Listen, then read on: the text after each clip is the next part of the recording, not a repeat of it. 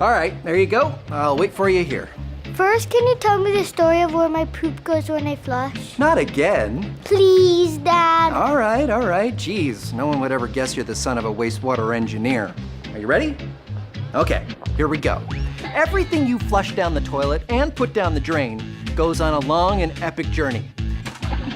It begins deep underground in the city's pipes, bringing everything you flush to one of the region's 13 wastewater treatment plants. Once at the plant, it's like a ride with two trains leaving the station. There's the blue train, called the liquids treatment train, and the green train, called the solids treatment train. Cleaning the water begins when the blue train passes through two screens. A big screen to collect all the large stuff like rags, bottles, and twigs, and a smaller screen to collect stuff like sand and pebbles. Not to mention all the things people flush down the toilet, like wipes, dental floss, and even your toy car, remember that? That reminds me, there are other things one shouldn't flush, such as old medicine. But you already knew that, right? The liquids are then pumped into these large holding tanks, where they just sit, so all that poopy stuff sinks to the bottom. More on that later.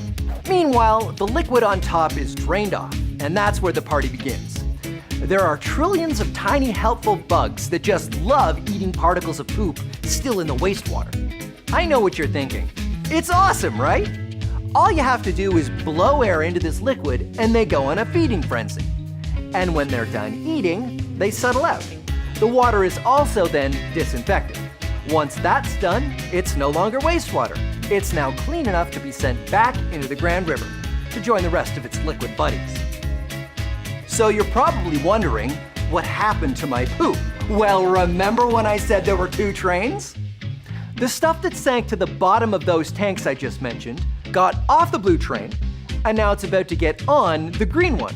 That's called the solids treatment train. The first step on the green train ride is what's called a digester. That's where another group of bugs get to work. It's another poop party. But unlike the bugs on the blue train, these guys don't like oxygen. So we force all the air out of the digesters to make the magic happen. These guys eat much more slowly, but when they're finished eating, they leave behind gas that can be collected and used to produce electricity, and something called biosolids. At this point, it's like thick brown soup. If we had to transport all this out of here, it would cost a fortune. Not to mention all of the greenhouse gases those trucks would produce.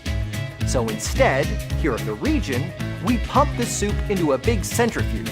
It's like a giant salad spinner that whips the mixture around really fast.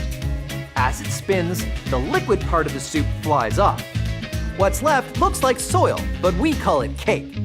But trust me, you wouldn't want to eat it. This stuff is pretty amazing. It has nutrients that can help the soil at farms or re-green dry tailings ponds at old mines. So we already do a lot to transform something you thought was a waste into a product. But as the region keeps growing, we may have to consider solutions that could better fit our needs. That includes considering new technologies to deliver more sustainable solutions. Got it? I think so. You're saying that isn't a bathroom? It's a train station? Yeah, you could think of it like that. Now I'm going for a train ride. Me too. All aboard.